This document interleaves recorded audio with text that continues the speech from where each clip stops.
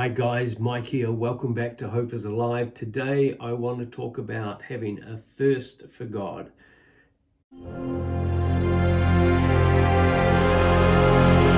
Psalm 42, the NIV says, "As the deer pants for water, so my soul pants for thee."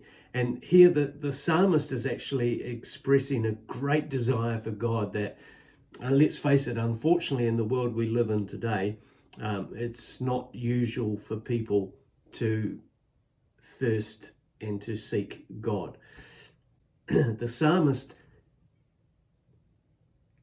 compares his desire for God as to a deer looking for water. The word pant is actually a red male stag. So as the deer pants for water, so my soul pants after thee. And there's a couple of things, just three things I want to look at quickly. One is the deer had a huge thirst, as the hart panteth after the water. So the word translated panteth or pants means to have a great longing for, to the extent that it cries out for it. Think back to your point of salvation. Were you searching for God? Were you finding that God was invading your space, and yet there was something in you that was crying out for more and more of him? That's what it's saying here. As the deer pants for water, so my soul is longing for you. So the psalmist here is implying that the deer had a vigorous thirst for water.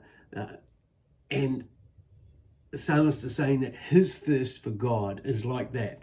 As the deer needs water, so I need God. The thought is this: if we had a thirst like this, it would improve our Bible study. It would improve our prayer life, our Bible reading, our church attendance. Just think about that for a moment. Are we really, really longing after God? But I meet many people in my job, and I have to admit that it's the opposite of being thirsty for God. They have no interest in God. They talk about COVID, they talk about politics, they talk about social stuff, and there's they talk about everything. The second thing is there's nothing wrong with the thirst that the deer had. The deer thirsted after water. It's legitimate. Water is not evil, but so many thirsts today are not for water, but they're thirsts for forbidden stuff. Does that sound familiar? So, people will thirst for the lusts of the flesh and money and fame and power, all of which can corrupt and destroy. But they're not thirsting for the virtuous things of God. Some are, but not many are. So be careful today about your thirst. It's so easy in this age of corruption to develop the wrong appetites and thirst for evil things. Cultivate a thirst for God. Let me encourage you. No thirst is more virtuous than a thirst for God. And the third thing is the value of the thirst. The value is water. The thirst for water was just valuable for the deer, for the psalmist.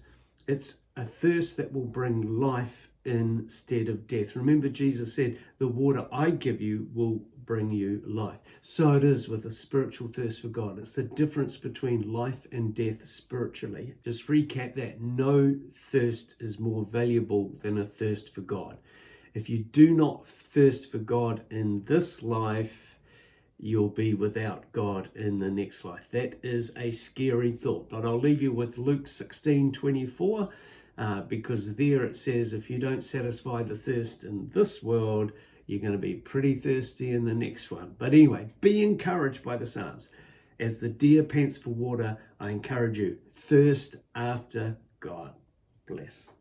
Hey, thanks very much for watching Hope is Alive channel. To watch more videos, don't forget to subscribe and click over here, or just down there, or just there over my shoulder, or just up to the right of my head.